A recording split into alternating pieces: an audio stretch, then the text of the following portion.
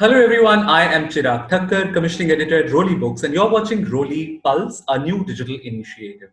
Since the lockdown began in India, we at Roli have relentlessly been bringing you your favorite writers, artists, journalists, publishers, sports persons, among others, on your screen with these panels, author chats, live sessions, and you can find all our videos on the Roli Books' YouTube channel, Instagram handle, Facebook, and Twitter.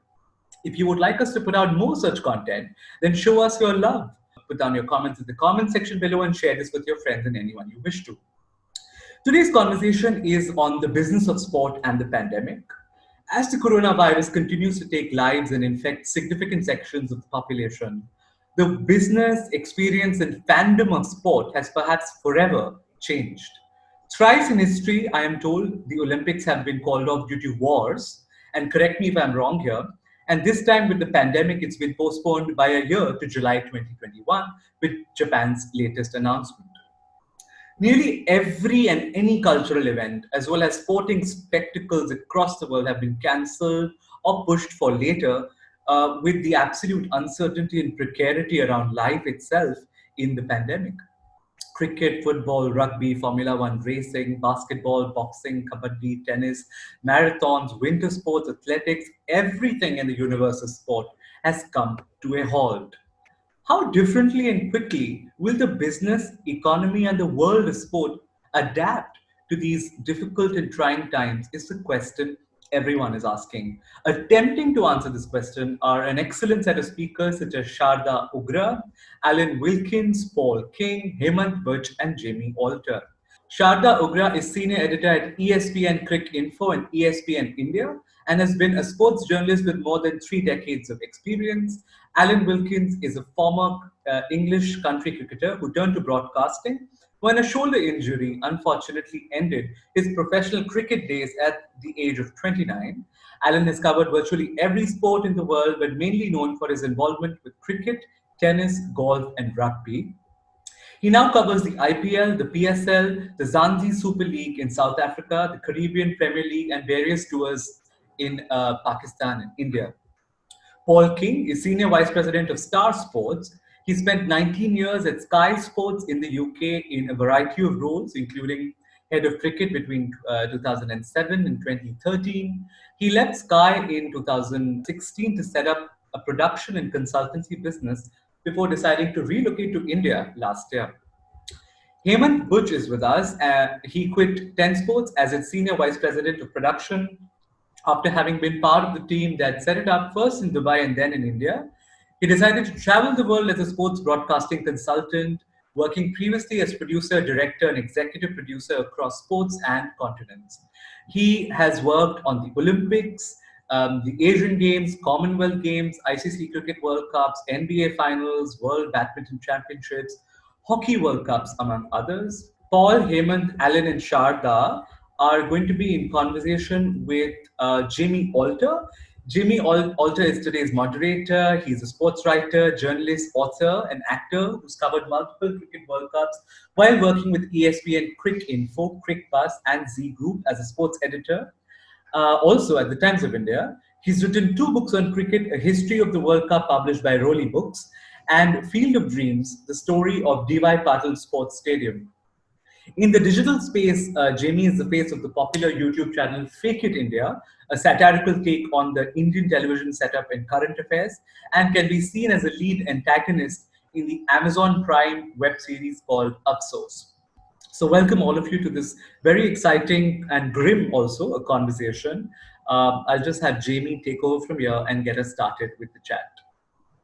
Good evening and welcome to Roli Pulse, a digital initiative from Roli Books. I'm Jamie Alter, and I'm joined today by Paul King, Alan Wilkins, Sharda Ugra, and Hemant Buch. Now, the topic for today's discussion is, as Chirag said, a bit grim because we're all bound here by a love for sport, not just one sport, but various sports. And of course, as you all know, being in lockdown and with so much uncertainty around this coronavirus and the future, there is no live sport. And we all know how important sport can be as an uplifting factor in the best of times and in the worst of times. So today's focus is on sport, but in particular the business of sport. Who stands to lose, to what extent, and what the immediate future is not just with cricket, but with other sports. We're hearing news that certain football leagues in the West will now be slowly opening up. But overall, by and large, it's a very grim picture, largely because of the uncertainty around the COVID-19 pandemic and, of course, the solution to it. I'm going to start by speaking about the Indian terrain, because we're here in India. We have two main broadcasters, the Star Sports Network and the Sony Pictures Sports Network. Of course, with the IPL being cancelled in 2020, one of the biggest losers is, of course, the Star Sports Network. And then speaking of Sony, we have the Olympics being postponed and leagues like the NBA, which are two main money spinners. So these are the most obvious drawbacks for the networks. I'll come straight to Paul King as a very key member of Star Sports Programming.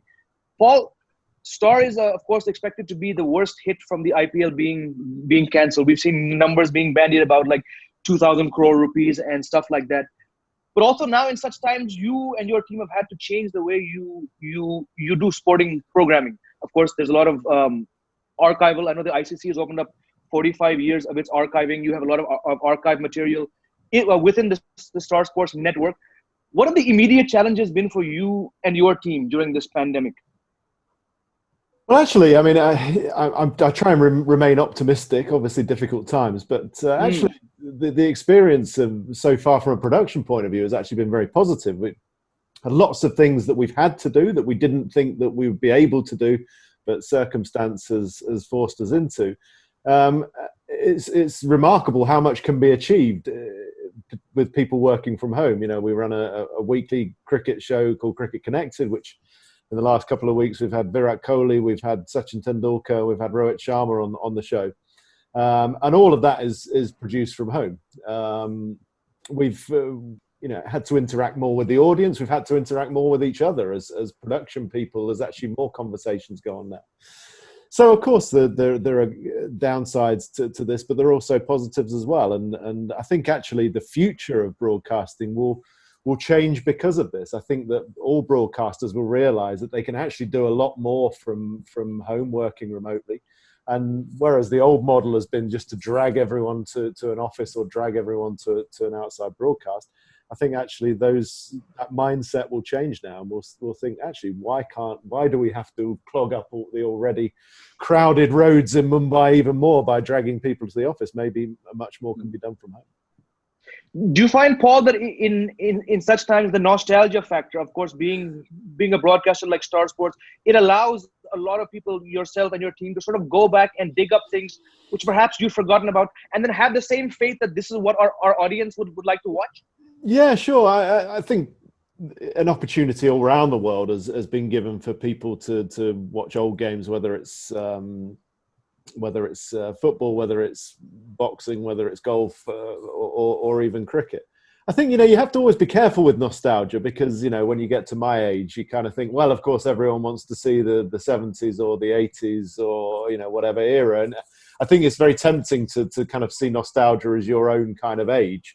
So much as I would like to, constantly going back and watching things from the 70s and 80s, I think we all have to be careful that we cater for the entire audience. But I think people enjoy watching old games. It gives us a very good chance to connect with the audience socially as well, to talk about their memories, just showing again in full the 2011 World Cup final. I was lucky enough to be there, and everyone's got so many happy memories of that. But it's a long time ago now.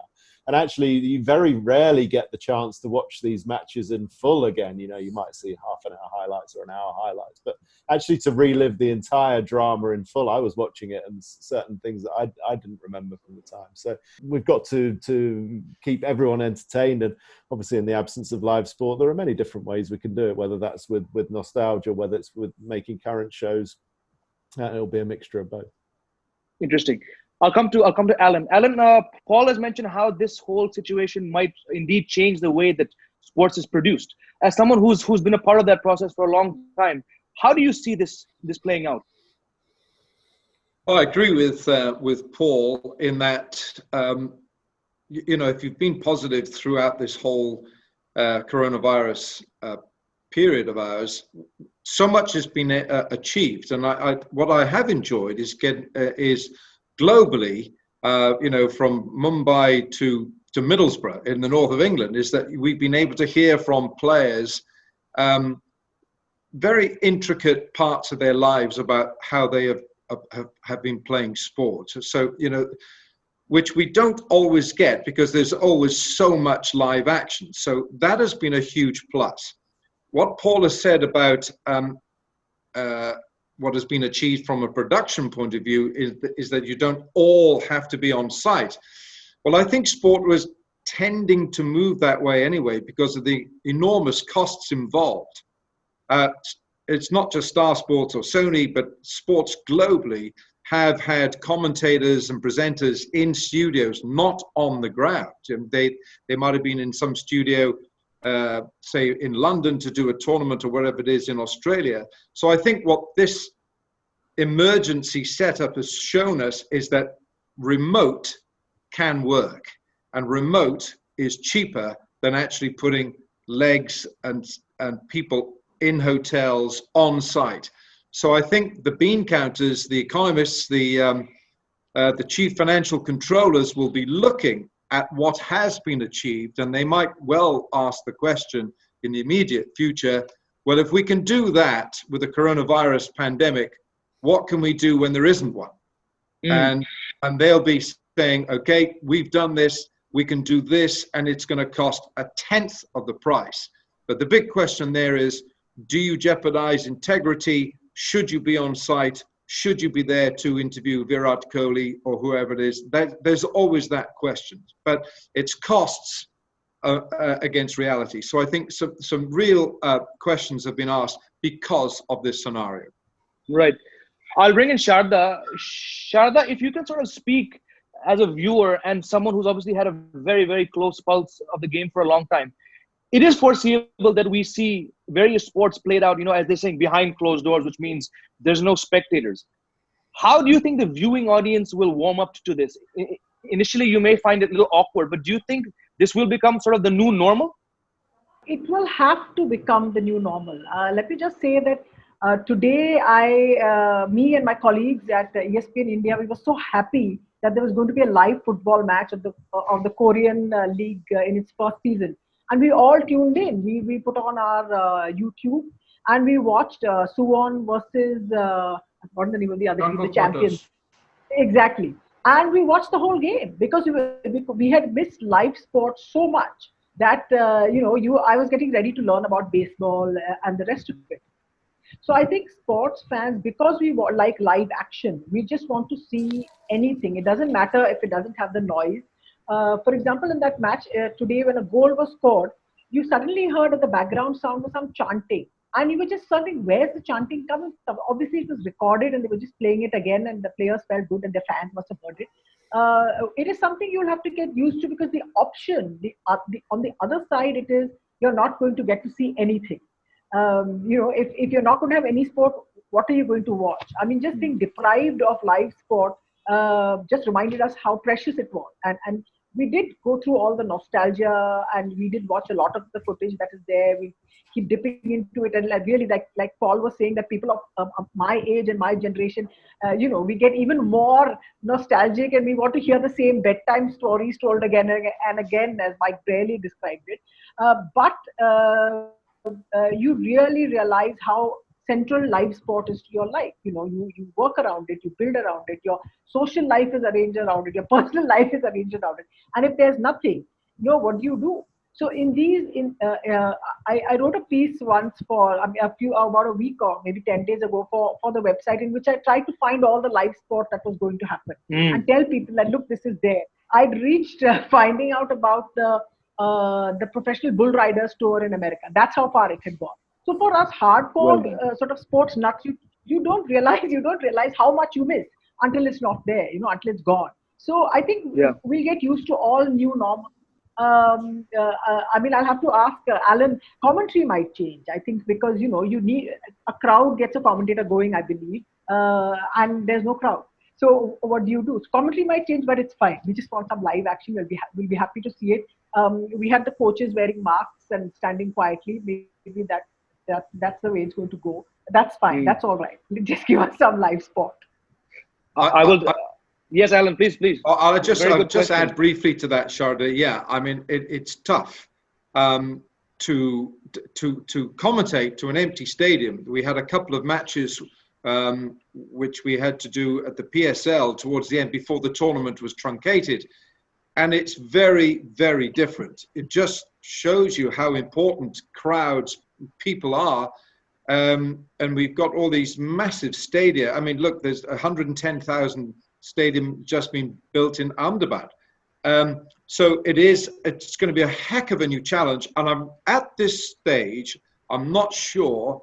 I mean, I think it's a great quandary that to think long term about sport, commentating to no audience. It's actually making me quite ill thinking about it, because we need crowds. You need fans, you need spectators, you need that interaction. But I think that's a little way off from this discussion.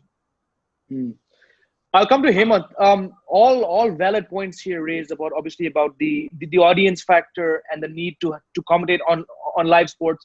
But Hemant, as someone whose job it is to produce live sport and look at so many various aspects, as I know you do you think this model is sustainable? Of course, yes, while the costs can come down and we can do more things from home, as Paul pointed out, there really is no experience like watching live sport. How do you think perhaps your job would change and that of the people who you work with if this were to be the new normal? Okay, firstly, we're talking about the fact that we might not have crowds in the stadium. Well, we've been doing this cricket for a long time, and in Dubai, when Pakistan used to play, there used to be no crowds.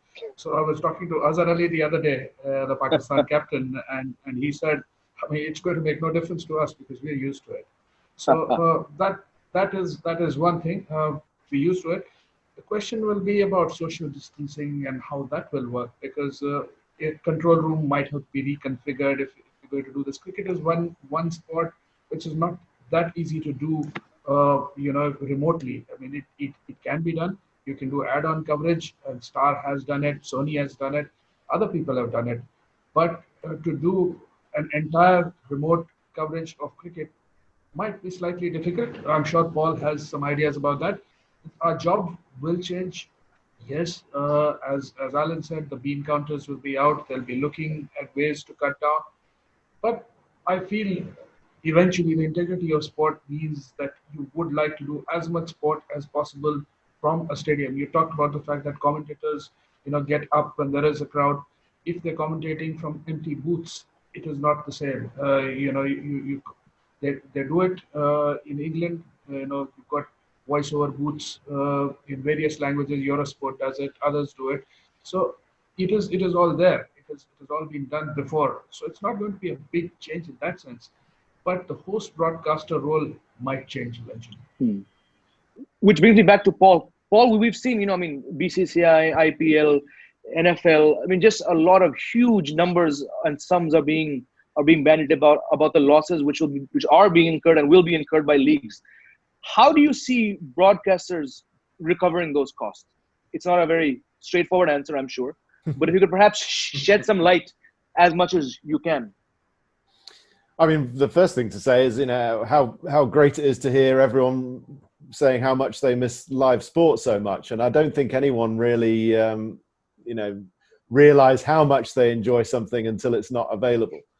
Yes. Look, on the whole of the world of sport and the finance of sport, it is really, really too early to say. I think that, we're starting now to see sport returning, which is great. I think that cricket will start returning probably in England in around about July time.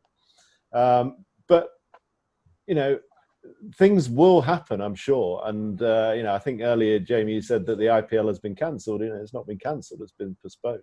So I think that the first priority for everyone is we said it in the intro, is life itself.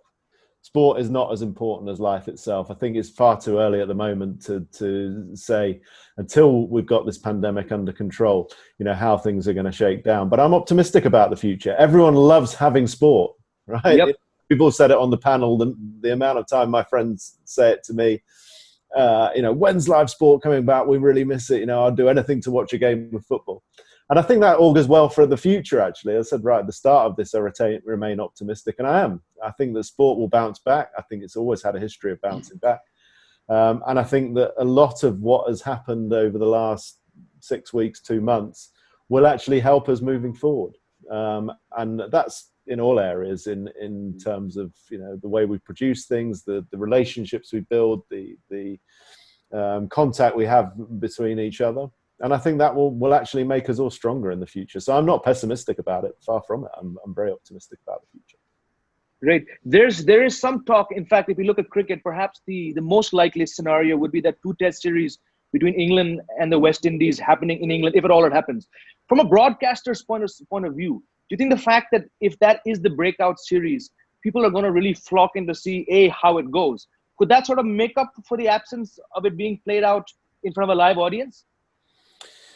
Yeah, I mean, I think that people will take anything at the moment. I mean, clearly in the ideal world, you know, we'd all want full stadia, we'd all want, you know, great atmosphere. You know, that might not be possible. I think broadcasters will look at different ways. I think, you know, and allied with authorities, you know, you'll see what's happening in Bundesliga, where they're having these kind of cutout supporters in the ground. I think you'll see lots of innovations like that, and there could be some quite fun ones. You know, there's a lot of innovators around the world who are coming up with stuff which they sort of keep, you know, talking about, and actually might be a bit of fun. But I think, you know, if you've got a choice between, right, you know, you've got a sport going on an empty stadium or no sport at all, I think everyone takes will take the sport in the empty stadium, because safety's got to be the first priority, not just of the players, but also the spectators and everyone involved. You know, there's a hell of a lot of people go to these. You know, you just see the spectators in the crowd, but there's, you know, all of the people who work there, the broadcasters, catering staff, security, all of these people have got to be catered for. So, look, you know, I think if it's a straight choice, then I'll take sport in empty stadiums anytime. Interesting. Sharda, I have a question for you. So far, we're talking about host broadcasters. But even if you look at the digital realm and sports, you are with ESPN Cricket Info and ESPN India, which are arguably 2 of the biggest platforms in the digital space.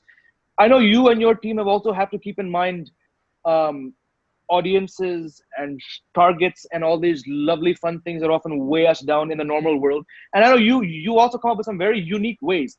How easy or difficult has it been for people like you and your team to go into, you know, source out stuff from YouTube? Because really, when there's no live sport, it's what you fall back on, nostalgia and memory.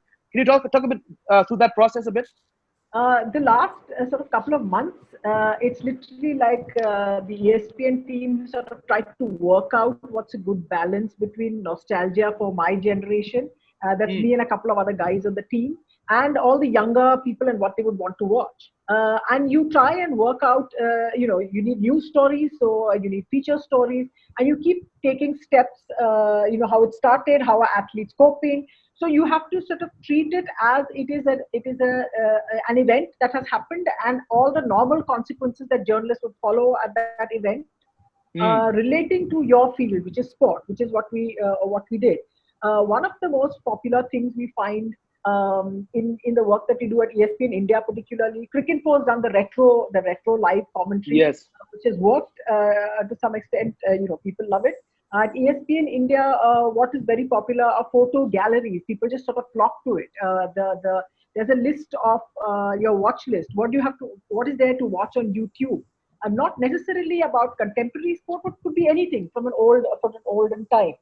I mean, I kind of dived into this massive, again, full nostalgia trip when they showed Formula One races from the late 1980s, which had Ayrton Senna's first race. I absolutely loved it, because we'd not seen it when we were growing up in India. Cable television hadn't started at the time. We weren't seeing it.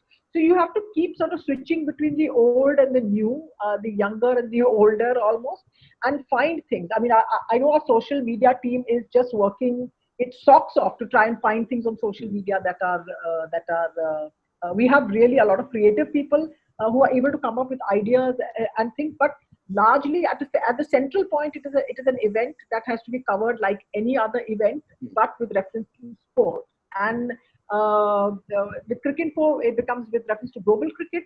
With ESPN India, it becomes with reference to Indian sport and how the things work. So it's been quite a challenge. We're not a vast staff, but but we're kind of going along, and it's interesting to see how people respond to these things.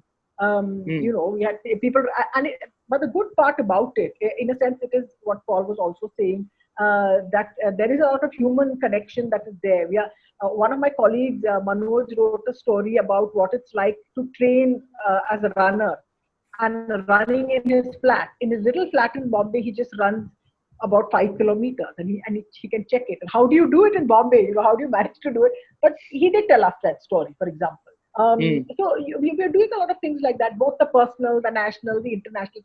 You're kind of being as innovative as you can. Yeah, very interesting that you mentioned social media, because now it has now become a major part of almost every company's business strategy. Alan, as someone who's fairly active on social media, how do you see the role of social media as a business tool? Because now at least every sporting website really has to now tune in more to that aspect. Well, and I'm just trying to tie up a couple of things that Hemant said, Paul and Sharda. Firstly, I think the scope, if you imagine digitalizing video of everything that's on Cricinfo, imagine that.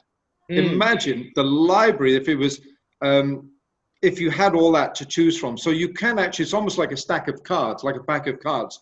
And you say to a youngster watching, right, do you want to watch this one, this one, this one? That's your choice. So I think this thing is opened up to an enormous library for the modern, for the young viewer or the young sports fan, because you've probably got 17 and 18-year-olds who did not see that amazing innings by VVS Latchman in 2001. It's there on video, it's there on Cricinfo. So, they've heard about it, they might have read about it, their father might have told them about it, but it's there. So back to your question about a business tool. Yes, it has to be, because I don't watch I can't. I don't have the time in the day. I sleep 8 hours a night if I can, but I don't watch. If I watch a game of football, it might be one a week or one every 10 days. And Paul will know I keep an eye on Derby County, his favorite team, but you wouldn't want to watch them for too many hours. But I think what we're saying is that I get selective in what I want to watch, and I'm immersed in sport, but I'm selective, and I maybe want to watch just 2.5 minutes or 2 minutes of highlights of Pakistan's second innings against Sri Lanka, whatever. I won't watch an hour and a half, and that's me, and I'm involved in it. So I think to fine tune how social media lives with sport and how it develops it and to become a business tool, I think that is now the new frontier. It really is. But you'd have to ask someone like Mohandas Menon on how to monetize it, because he knows the formula, and I haven't worked on it yet. But there are ways of doing it. But Mohandas Menon is very, very good. And when you see the reaction to something on Twitter, if you put something derogatory, and there is a lot of derogatory stuff on certain platforms, but if you said something about someone as iconic as Sachin, you will have thousands and thousands of reactions to that. Oh, yes. If you had to take the positive side of doing that, think of how you monetize it, how you put that on a business platform. So I think it's the new way forward. The one point, I think Hemant's made a very good point, that for 10 years, Pakistan have been playing in Dubai basically to empty stadia. And that one completely flipped me, but that's what they've done. So Pakistan's cricketers have been doing that for a long time. We're going to see a little bit more of that in the next few years, I think. Coming to Hemant, from a production point of view, how would you see your role changing if we had games being played without people showing up? And of course, the pressures of broadcasters and advertisers and all those lovely things put together. How would it impact someone like you? Well, it's always easier to make something interesting when there is a crowd around. Again, we're used to having no crowd around, so we've done a lot of it. So I think I'm probably the expert on that.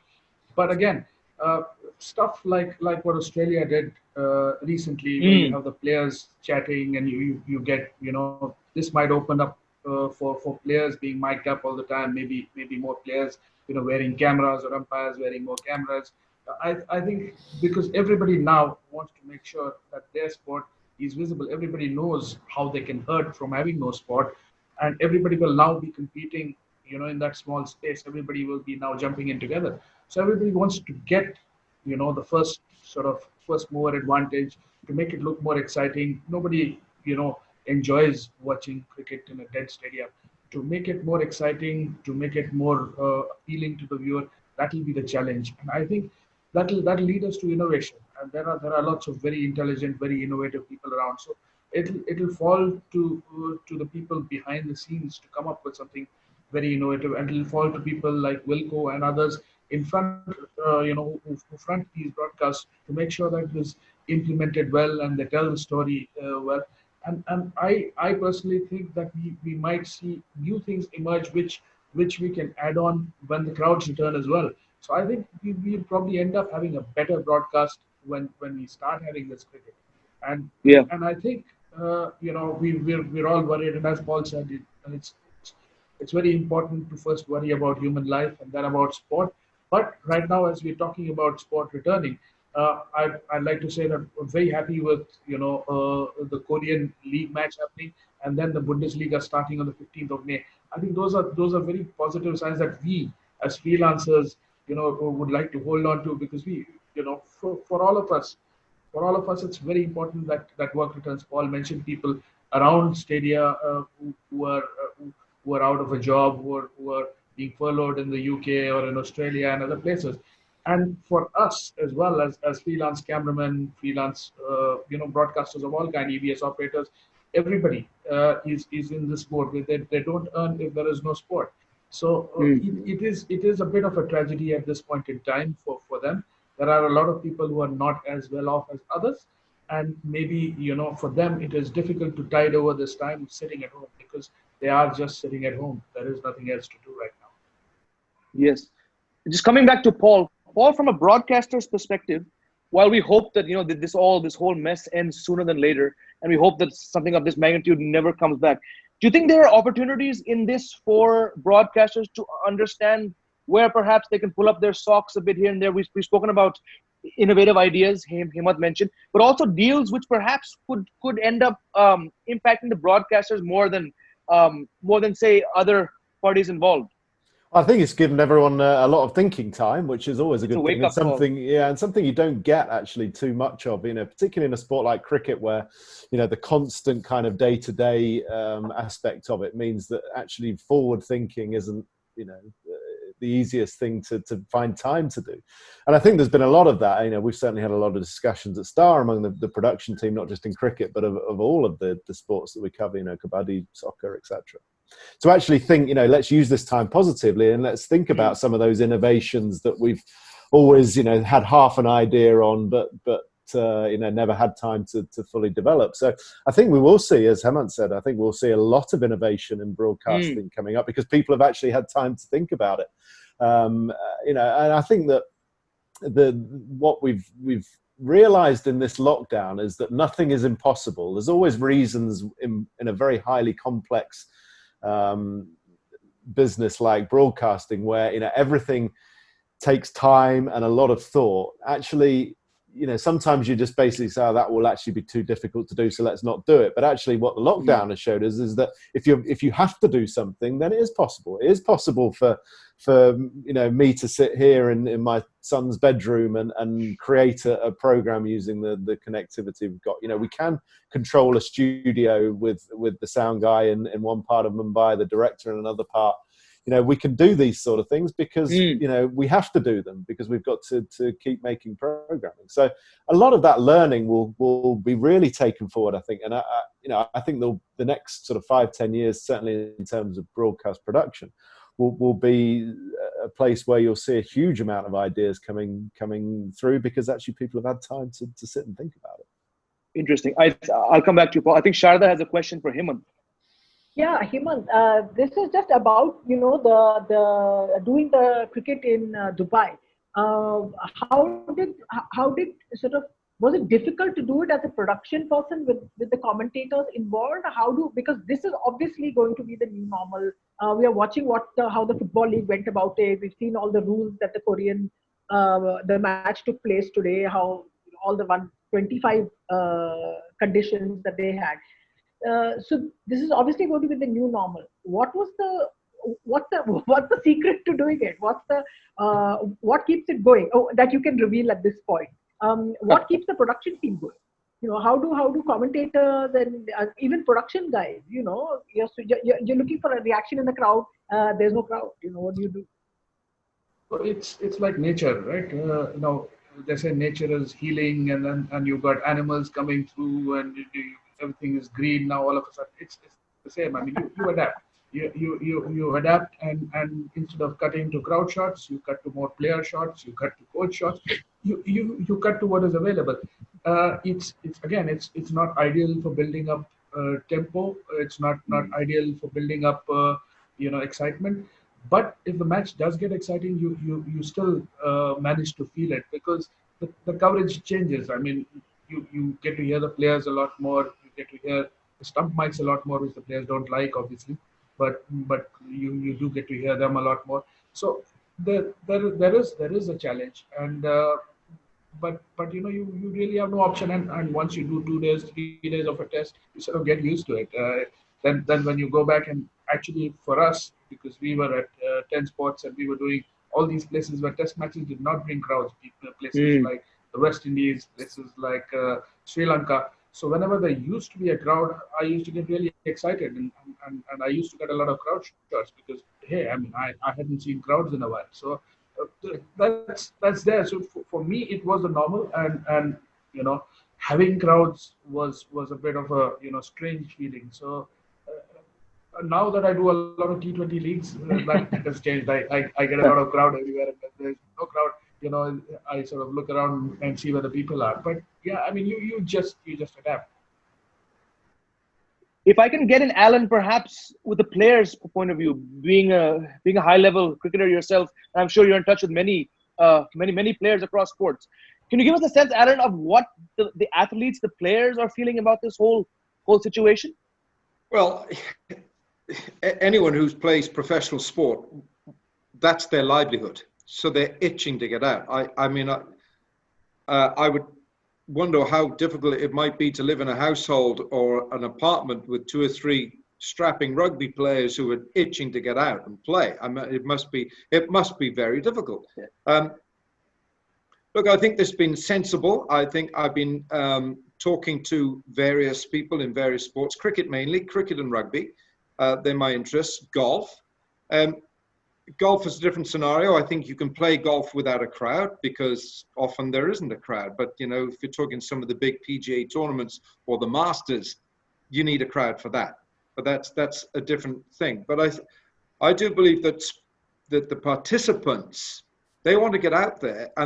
And if there's no crowd, there isn't going to be a crowd. They're prepared to do that. I think it's not a fait accompli yet that we will have Premier League football in this country. They're hoping to start, am I right, Paul, in June, I think. They're hoping to get the entire Premier League finished, which is 92 games, and there's over 100 championship matches, which is the old First Division. But it's not yet decided. The players are still not 100% convinced. And so there's not sort of uniformity by the players. So there is this, we go back to this point that life is more important than playing football or playing sport. So they have become more mindful of the fact that this is a very, very serious invisible enemy, and it has to be eradicated first. Yes, number one is everyone wants to go out and ply their trade. It's their livelihood. And as Hemant said, for us in broadcasting, we want to work. But players are still not wholly convinced that it's time to resume certainly Premier League football in this country. Right. Yes, and of course, you also have to keep in mind so many factors, the health and the safety of people. When Paul, a broadcaster is so dependent on what a country's government says, obviously there's a lot of insecurity and uncertainty around. How in your experience, what has it been like to keep the motivation up? I mean, I'm sure you handle a very big team. There are many different aspects you have to keep in mind. How challenging has that been for you, especially with the uncertainty about whether live sport may not return for a couple of months? Well, we've kept everyone busy. I mean, it's a rare break, certainly in the world of cricket. I mean, we would have been just over halfway through IPL now, and I don't think people need so much motivating, because, as I said earlier, there's a lot of things to think about and a lot of ideas to plan around, and we'll still plan for events like IPL and T20 World Cup and all those sorts of things. I think the most difficult thing, I think people have said anecdotally to me, is just finding a structure to the day.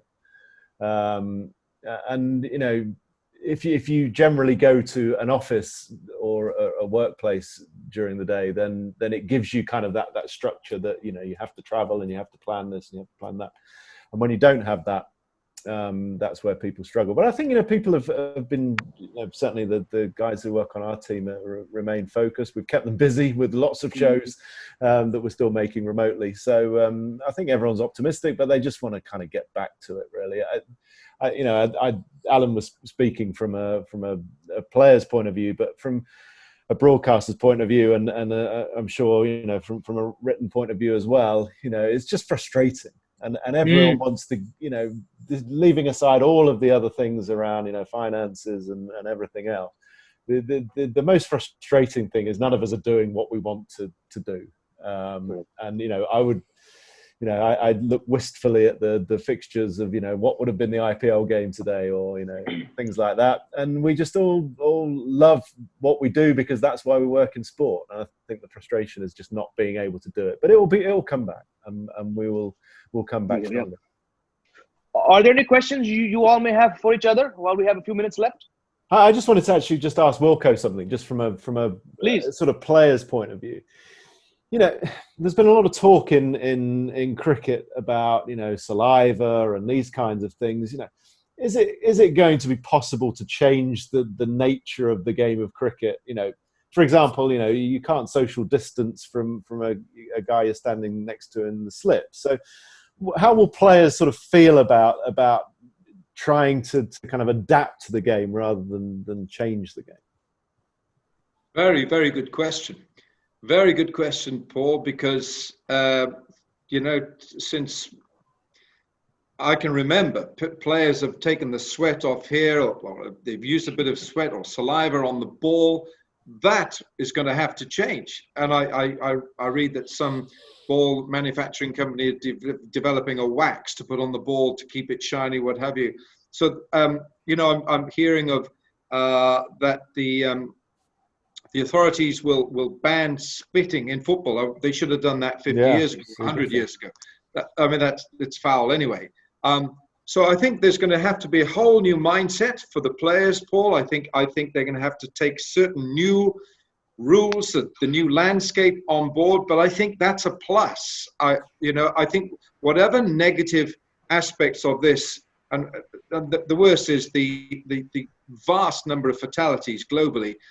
But if we make it on a sports platform, yes, there are new rules. It'll be a new landscape, but we'll have to adapt. We'll have to learn. Sport will come back. Paul, you've said it. It will come back. Our jobs or our routines will come back. How long it'll take? Maybe weeks, maybe months. But the participants, and cricketers especially, will have to learn new ways of playing the game. Final comments, Sharda, Hemant? You start with Sharda? Yeah, I'm just happy to hear people saying sport will come back. I'm just excited. I'm literally sort of like a sports fan before I'm a journalist. I was just so happy to see that Korean football league match today. I mean, I do, and now I'm hearing that the Bundesliga is coming back, and suddenly we're all picking sides. So I think I have, for some strange reason, I picked Wolfsburg. I don't know why. So this whole thing has started again, and it's like our minds are almost sort of thinking into the future. I mean, when the first cricket match is watched live on TV, that's it. I'll probably get out of bed at 4 o'clock in the morning and say, "Come on now, start! I'm waiting." So it's that thing that it'll come back. We just have to be a bit patient, and we have to wait and appreciate what all the broadcasters and the commentators and the producers are able to give us as sports fans, and just be appreciative of just be grateful. Well said. Hemant. Yeah, well, I mean, I am also very, very hopeful. The news that the Bundesliga is going to start was very heartening for me. We just had a chat this morning among friends that at least this is the first step. There have been positive noises coming from the England camp. Joe Root has said he's willing to isolate in order for cricket to come in. The news from the Indian camp as well that before the World Cup they're willing to go into isolation. So I think everybody wants sport to go on. Everybody realizes what sort of vacuum there is. Also, it's a livelihood, and we are all rooting for them because if they start playing, we'll be able to start broadcasting and we'll be able to start earning some money. Because in this country, unlike in other countries, you don't earn if you don't work. So for me, that is the bottom line. I would have been working with Paul on the IPL just now if all things had gone well, but that didn't happen. That's fine. We just look forward, and I think I'm very positive. I'm hoping that sooner rather than later, whatever time it may be, sport will be back on, and we'll be back to doing what we love. I heard a line, Jamie, very quickly. I heard a line once many years ago that nostalgia isn't what it used to be.